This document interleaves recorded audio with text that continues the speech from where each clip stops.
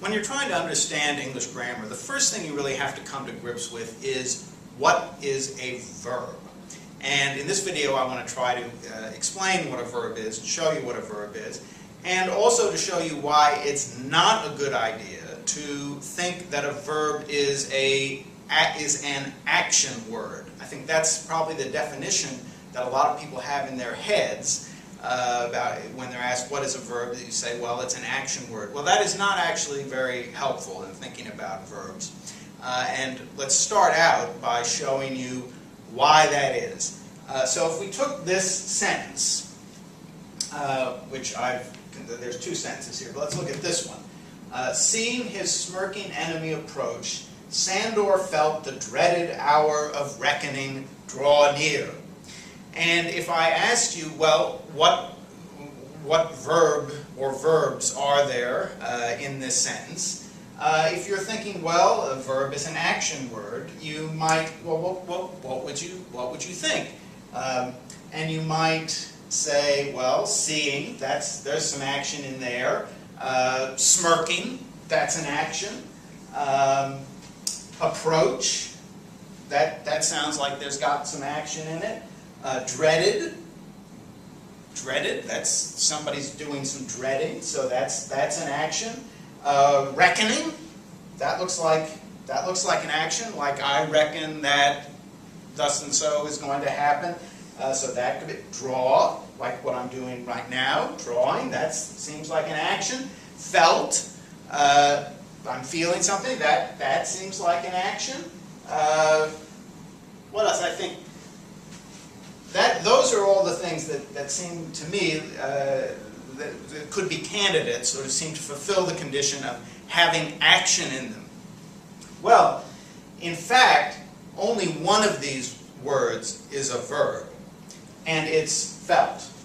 This is the only verb in this sentence. Everything else is not a verb, it's something else. Now, for me to go into detail about what all these things are, that would not be the first video in this series. I mean, because there's a lot of things you have to know before you can really understand what these other things are. But you can learn right now why these things aren't verbs. And let me start by giving you a better definition of a verb, better than a verb is an action word, and that is a verb is something with a subject. That is, subjects and verbs go together, and the shortest English sentence that can be is a combination of a subject and a verb.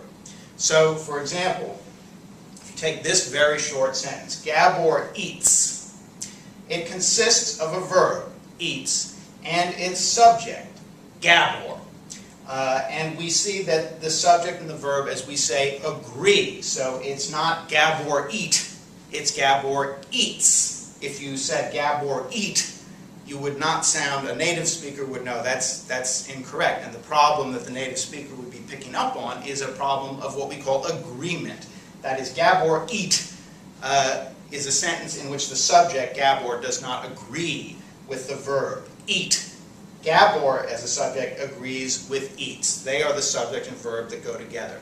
And you can't get any more basic than that when you're looking at an English sentence. It's the subject and the verb combination that holds the sentence together, that the sentence is built around.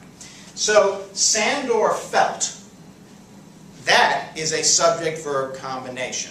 And any subject-verb combination could, in fact, stand alone as a sentence. Now, it might not be a very interesting sentence, like Sandor felt. Well, it's not much of a sentence, but it is grammatically complete. It's the subject, Sandor, and the verb, felt. None of the other things, none of the other words here that look actiony, they seem to have a lot of action in them, could satisfy that requirement. So, seeing. Well, you might say, well, now wait a minute, there is a subject-verb combination there, you might think. Because who's doing the seeing? Sandor is doing the seeing. Just as in this subject-verb combination, Sandor is doing the feeling. Sandor felt. But this cannot be a verb. Let's try to make a sentence out of this subject and this word. If you think it's a verb. And what you get is Sandor seeing, Sandor seeing. Well, that's not a sentence. You would need to add a word like is. You would need to add some form of the verb to be. Sandor is seen, Sandor was seen, Sandor had been seen, and so forth. But seeing all on its own cannot function as a verb with Sandor as a subject. You get this thing, Sandor seeing. You could go through all of these things, like approach. Well, now that again, that in other sentences, approach certainly is a verb. Like they approached the altar. I mean, that's a sentence. That's perfectly fine. But who would be doing the approaching here?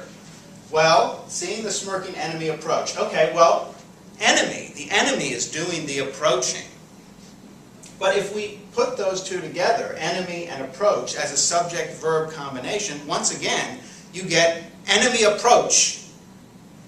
That is not a subject-verb combination. If it were a subject-verb combination, it would have to be the enemy approaches, not enemy approach. So this is not a verb. Whatever it isn't a verb.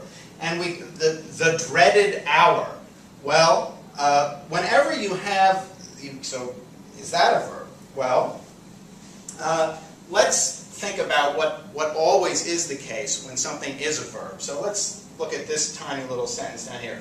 Gabor eats, and let's fill it out a little. Gabor eats bugs.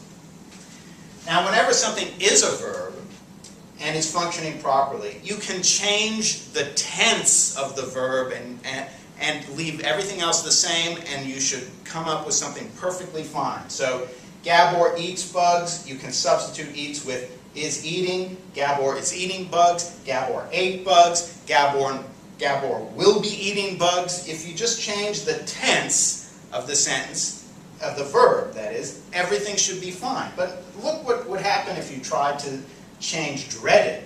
The dreaded hour. Well, that's a good English phrase. But the is dreading hour, or the will be dreaded hour, or anything else.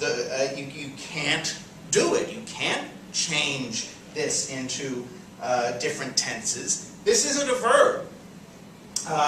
The hour of reckoning. Again, if it is a verb, you should be able to do anything that we were doing with eats down here. You can't say the hour of will be reckoning.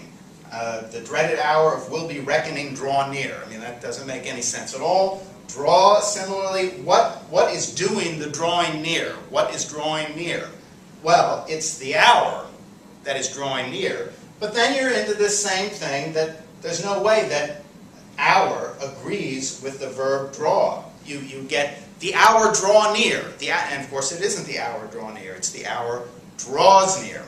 Now, I know this may be a little, in a way, frustrating because I haven't told you what all these things are. But again, that's not the point of this video. The point is to see what they aren't. And they aren't verbs. And that should show you that it's not right to think of a verb as an action word, because I would hate to have to explain why felt, which is indeed a verb and is the only verb in this sentence, why felt has more action in it than seeing or smirking or dreaded or draw or reckoning or approach.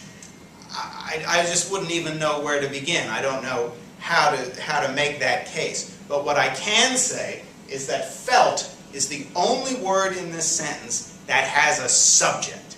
And that's what a verb is. It's something that has a subject. And the subject-verb combination is the heart of the English sentence, and that's the right place to start when you're trying to figure out what English grammar is.